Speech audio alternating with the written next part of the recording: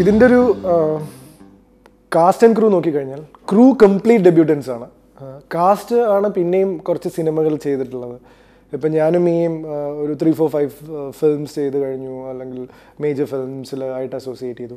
പിന്നെയുള്ളത് മധു സാർ, വിജയരാഘവേട്ടൻ, സുരാജേട്ടൻ, മണികണ്ഠേട്ടൻ, ദേവേട്ടൻ, ഊർമിള ചേച്ചി, അങ്ങനെ കുറേ വെരി എസ്റ്റാബ്ലിഷ്ഡ് ഡയറക്ടേഴ്സ്. പക്ഷേ ക്രൂ സൈഡ് നോക്കിക്കഴിഞ്ഞാൽ whether it's associate director, producers, cinematographer, എല്ലാവരും പുതിയ ആൾക്കാരാണ്. എപ്പോഴും പുതിയ ആൾക്കാരുടെ കൂടെ വർക്ക് ചെയ്യുമ്പോൾ ഉണ്ടാകുന്ന ഒരു excitement is different. Like for example വിനോദേട്ടൻ്റെ കൂടെ വർക്ക് ചെയ്യുകയാണെങ്കിൽ ഫസ്റ്റ് ടൈം അദ്ദേഹത്തിൻ്റെ ആദ്യത്തെ സിനിമയാണ് as an associate director, as a director, song director. കനകേട്ടനാണെങ്കിലും ആദ്യമായി ചെയ്യുന്നതിൻ്റെ ഒരു സിനിമയുടെ ആ ഒരു ഫ്രഷ്നെസ് ഞങ്ങൾക്ക് തീർച്ചയായിട്ടും കിട്ടിയിരുന്നു. ഈവൻ പ്രൊഡ്യൂസേഴ്സ്, ഇപ്പോൾ ഫിഫ്ത്ത് എലമെൻറ്റ് ഫിലിംസ് എന്ന് പറഞ്ഞ ബ്യൂട്ടിഫുൾ ബഞ്ച് ഓഫ് 5 വളരെ യൂത്ത് സ്പിരിറ്റുള്ള ആളുകളാണ്. അവരാണെങ്കിലും അവരുടെയൊക്കെ അപ്രോച്ചാണ് നമ്മളെ ഇതിനെ ഭയങ്കര രസകരമായി തോന്നി. കാരണം അവർക്ക് ഫസ്റ്റ് സിനിമ ചെയ്യുന്നതിൻ്റെ എക്സൈറ്റ്മെൻറ്റ്, ഇപ്പോൾ എനിക്ക് എപ്പോഴും ഒരു സിനിമ ചെയ്യുമ്പോൾ ഒരു എക്സൈറ്റ്മെൻറ്റ് ഉണ്ട്, പക്ഷേ ഫസ്റ്റ് സിനിമ ചെയ്യുന്നവരുടെ എക്സൈറ്റ്മെൻറ്റ് ഇസ് ഓൾവേസ് ഡിഫറെൻറ്റ്. അതുമായിട്ട് റിലേറ്റ് ചെയ്യാൻ പറ്റി എന്നുള്ളത് തന്നെ ഭയങ്കര രസമാണ്. അതുകൊണ്ട് തന്നെ ഇങ്ങനത്തെ ഒരു രസകരമായിട്ടുള്ള പാക്കേജിൽ വർക്ക് ചെയ്യാൻ ഭയങ്കര താല്പര്യം തോന്നി. എല്ലാവരുമായിട്ടും ഫ്രഷ്നെസ് ആയിരുന്നു എനിക്ക് വർക്ക് ചെയ്യുമ്പോൾ ഫീൽ ചെയ്തത്. തീർച്ചയായിട്ടും വാലന്റൈൻസ് ഡേന് നമ്മൾക്ക് ഇറക്കാമായിരുന്നു. പക്ഷേ ഈവൻ വാലന്റൈൻസ് ഡേ കഴിഞ്ഞുള്ള ആഴ്ച ഇറക്കുന്നതും വളരെ അർത്ഥവത്തായിട്ടായിട്ട് എനിക്ക് തോന്നുന്നത്. കാരണം ആ ഒരു സെലിബ്രേഷൻ കഴിഞ്ഞ് കാണാൻ പറ്റിയൊരു സിനിമയാണ്. ഒരു വാലന്റൈൻസ് ഡേൻ്റെ വീക്കെൻഡ് കഴിഞ്ഞ് നേരിട്ട് അപ്രോച്ച് ചെയ്യാൻ പറ്റിയൊരു സിനിമയായിരിക്കും 8.25 സെക്കൻഡ്. ആ ഒരു സ്പിരിറ്റ് ഇൻ ദ എയർ ഉള്ളപ്പോൾ തന്നെ ആഘോഷിക്കാൻ പറ്റിയൊരു സിനിമയാണ് 8.25 second.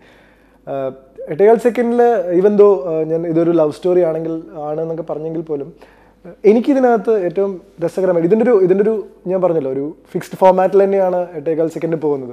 Boy meats girl love story തന്നെയാണ്. അവരുടെ ഇനീഷ്യൽ കോൺഫ്ലിക്ട്സ്, പിന്നെയുള്ള ഫ്രണ്ട്ഷിപ്പ് ആൻഡ് ബിയോണ്ട്. പക്ഷേ ഈ സിനിമയിൽ ഏറ്റവും കൂടുതൽ സെലിബ്രേറ്റ് ചെയ്യപ്പെടുന്ന, അല്ലെങ്കിൽ ഏറ്റവും ഇതിൻ്റെ ചാം എന്ന് പറയുന്നത് ഇവരുടെ ഫ്രണ്ട്ഷിപ്പാണ്. അതെനിക്ക് ഭയങ്കര രസമായി തോന്നി. എസ്പെഷ്യലി നീതുവും സന്തുവും തമ്മിൽ പ്രണയത്തിലാണെന്ന് അവരറിയാൻ തന്നെ സമയമെടുക്കുന്നു. അറിഞ്ഞാൽ തന്നെ അത് അവർക്ക് പറയാൻ പറ്റാത്ത ഇഷ്ടംപോലെ കോൺഫ്ലിക്ട്സും ചാലഞ്ചസും ഉണ്ടാകുന്നു. അതുതന്നെയാണ് ഇതിനകത്ത് ആൻറ്റി ഹീറോ എന്ന് പറയുന്ന ഇവരുടെ തമ്മിലുള്ളൊരു കോൺഫ്ലിക്റ്റാണ് ഇത് തുറന്നു പറയാൻ പറ്റാത്ത അവസ്ഥ. അത് തുറന്നു പറയാൻ പറ്റാത്ത അവസ്ഥയാകുമ്പോഴും അവർ പ്രണയത്തിലാകുമ്പോഴും അവരൊരു ബോർഡർ ലൈൻ ഫ്രണ്ട്ഷിപ്പ് മെയിൻറ്റെയിൻ ചെയ്യുന്നുണ്ട്. അത് ഭയങ്കര ക്യൂട്ടായിട്ടുള്ളൊരു സാധനമാണെന്ന് എനിക്ക് തോന്നുന്നുണ്ട്. എപ്പോഴും I always in personal life itself എനിക്ക് ഇൻറ്റൻസ് ഫ്രണ്ട്ഷിപ്പും ലവും തമ്മിൽ എപ്പോഴും കൺഫ്യൂസ്ഡ് ആയി പോകും. I don't know what is the difference, and I don't want to know the difference also. കാരണം ഒരു intense friendship is as good as love, and I celebrate it so much, and I celebrate with so many people. ആ ഒരു സംഭവമായിട്ട് എനിക്കത് relate ചെയ്യാൻ പറ്റി. ഒരു intense ആയിട്ടുള്ള സൗഹൃദം ഒരു ആൺകുട്ടിയും പെൺകുട്ടിയും തമ്മിൽ ഷെയർ ചെയ്യുമ്പോൾ അവർ തമ്മിലുള്ളൊരു ഇമോഷണൽ ഇമ്പാക്റ്റ്, അതൊക്കെ 8.25 സെക്കൻഡ് ചെറിയ രീതിയിലെങ്കിൽ കവർ ചെയ്യാൻ ശ്രമിച്ചിട്ടുണ്ട്. കാരണം this is a very vast topic. അത് പ്രോബബ്ലി ഒരു ലവ് സ്റ്റോറി ഡീൽ ചെയ്യുന്നതിനേക്കാൾ ചാലഞ്ചിങ് ആണ് ഒരു രണ്ടുപേരുടെ ഫ്രണ്ട്ഷിപ്പ് ബോർഡർ ലൈനിൽ ഡീൽ ചെയ്യാന്ന് പറഞ്ഞു കഴിഞ്ഞാൽ. ഒരു പരിധി വരെയൊക്കെ വളരെ രസകരമായിട്ട് 8.25 സെക്കൻഡ് ആ ഒരു സംഭവം ഡീൽ ചെയ്യുന്നുണ്ട് എനിക്ക് തോന്നുന്നു. എൻ്റെ സന്തു എന്നുള്ള കഥാപാത്രവും ഞാനും തമ്മിൽ എനിക്ക് തോന്നുന്ന ധാരാളം അന്തരമുണ്ട്. എൻ്റെ ഗോവിന്ദ് പത്മസൂരിയുടെ വളരെ കുറച്ച് ട്രെയ്റ്റ്സ് മാത്രമാണ് സന്തുവിലുള്ളത്. ഇപ്പോൾ ഞാൻ IG, ഡാഡി കൂൾ, എനിക്ക് സന്തുവിനെ അപ്രോച്ച് ചെയ്യുമ്പോൾ തന്നെ ഞാൻ ഇതുവരെ ചെയ്യാത്തൊരു ബോഡി ലാംഗ്വേജ് അടക്കം നോക്കേണ്ടി വന്നിരുന്നു. കാരണം ഡാഡി കൂൾ കുറച്ച് സ്റ്റിഫായി, കുറച്ച് സൊഫിസ്റ്റിക്കേറ്റഡ് എന്നാൽ കുറച്ച് മെച്യൂരിറ്റി കുറവുള്ള ബോഡി ലാംഗ്വേജ് ആയിരുന്നു. IG വേറൊരു സംഭവമായിരുന്നു. ഇത് വളരെ നാടൻ, ഒരു സാധാരണ മലയാളി, ഒന്നുകിൽ PSC ടെസ്റ്റ് എഴുതുക അല്ലെങ്കിൽ ഗൾഫ് പോവുക എന്ന് പറയുന്ന നമ്മൾ എന്നും കാണുന്ന ഒരു മലയാളിയിൽ ഒരാളാണ് സന്തു. അപ്പോൾ സന്തുവിൻ്റെ ഒരു ഇഷ്യൂ എന്താണെന്ന് വെച്ചാൽ, സന്തുവിന് റിസഷൻ വന്ന് ദുബായിൽ നിന്ന് തിരിച്ചെത്തി ജോലി ഇല്ലാതെ അൺഎംപ്ലോയിഡ് ആയിട്ട് ഇനി എന്ത് എന്ന് പറഞ്ഞ് ചെറിയൊരു ഐഡൻറ്റിറ്റി ക്രൈസിസും കൂടിയുള്ള സന്തു ചെറിയതായിട്ട് ഡിഫീറ്റഡ് ആയിട്ടുള്ളൊരു അവസ്ഥയിൽ നിന്ന് തന്നെയാണ് സിനിമ തുടങ്ങുന്നത്. അപ്പോൾ അദ്ദേഹത്തിൻ്റെ ബോഡി ലാംഗ്വേജിലൊക്കെ ഒരു ഉഴപ്പൻ മട്ട് കൊണ്ടുവരണമായിരുന്നു. പിന്നെ എനിക്ക് ഫീൽ ചെയ്യുന്നതെന്ന് വെച്ച് കഴിഞ്ഞാൽ എൻ്റെ ഒരു ക്യാരക്ടറുമായിട്ട് അത്ര സാമ്യമൊന്നുമില്ല, പക്ഷേ സന്തുവായിട്ട് ഞാൻ ഭയങ്കര ഫ്രണ്ടായി. എനിക്ക് അതാണ് ഏറ്റവും രസമായിട്ട്. ഇപ്പോൾ എൻ്റെ പല ഫ്രണ്ട്സും, എനിക്ക് വളരെ ഇൻറ്റിമേറ്റ് ആയിട്ടുള്ള എൻ്റെ പല ഫ്രണ്ട്സും ഉണ്ട്, അതുപോലൊരു ഫ്രണ്ടായി സന്തു. അപ്പോൾ സന്തു എന്ന് പറയുന്ന വ്യക്തിയുമായിട്ട് എനിക്ക് ഭയങ്കര ഒരു റിലേഷൻ ഉണ്ടായ പോലെ തോന്നി. ആസ് ആൻ ആക്ടർ ഞാനതിപ്പോൾ ഭയങ്കരമായിട്ട് പെർഫോം ചെയ്തിട്ടുണ്ടോ ഒന്നും ഞാൻ ക്ലെയിം ചെയ്യുന്നില്ല.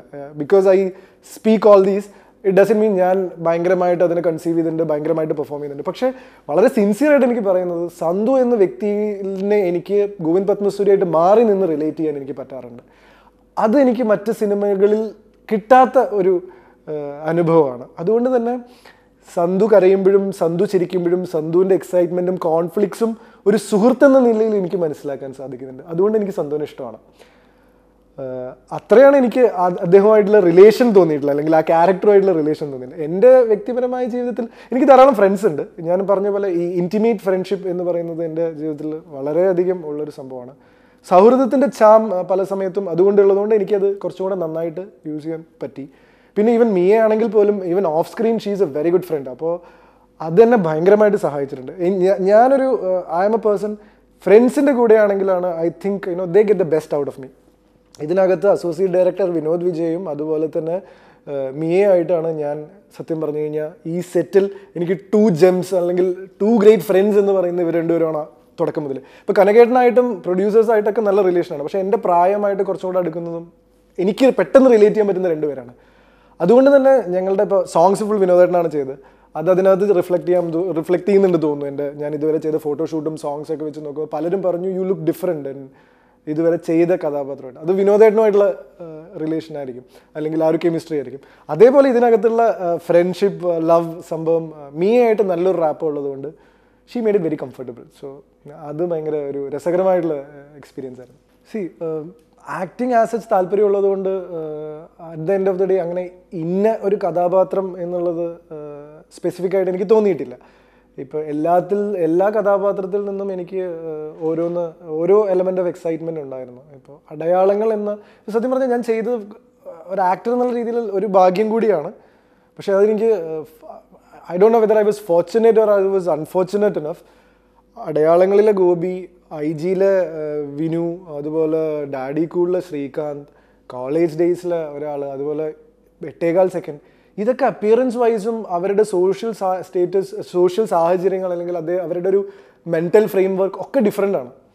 അപ്പോൾ ആസ് ആൻ ആക്ടർ ഓൾസോ എനിക്ക് എക്സ്പെരിമെൻ്റ് ചെയ്യാൻ കുറേ ഇതുണ്ടായിരുന്നു. പക്ഷേ എന്താ പ്രശ്നം എന്ന് വെച്ച് കഴിഞ്ഞാൽ, to be very frank, IG ഇത്രയധികം റെപ്യൂട്ടഡ് ആയിട്ടുള്ളൊരു സിനിമ ഇത്രയധികം ആൾക്കാർ കണ്ടെങ്കിലും IG സെറ്റിൽ നിന്നും ഡാഡി കൂൾ സെറ്റിലേക്ക് പോയ എന്നെ പലരും തിരിച്ചറിഞ്ഞില്ല.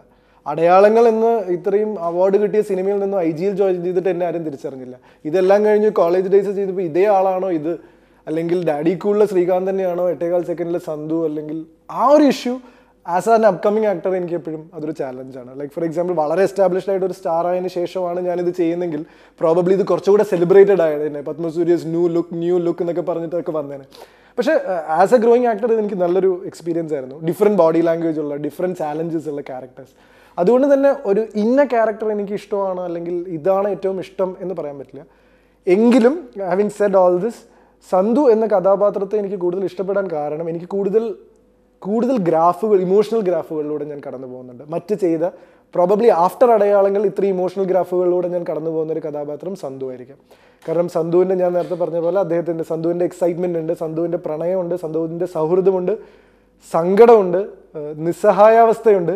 അതിനൊക്കെ ഉപരി സന്ധുവിൻ്റെ അതിഭയങ്കരമായ കുസൃതിയുണ്ട്, which I can relate to. എനിക്ക് പ്രോബബ്ലി അതാണ് എൻ്റെ ഒരു ക്യാരക്ടറുമായിട്ട് സന്ധുവായിട്ട് കൂടുതൽ റിലേറ്റ്, ഒരു എലമെൻറ്റ് ഓഫ് മിസ്ചീഫ് ആ ക്യാരക്ടറിലുണ്ട്. അത് എന്നിൽ കുറച്ച് കൂടുതലുണ്ടെന്ന് എനിക്ക് പലപ്പോഴും തോന്നിയിട്ടുണ്ട്.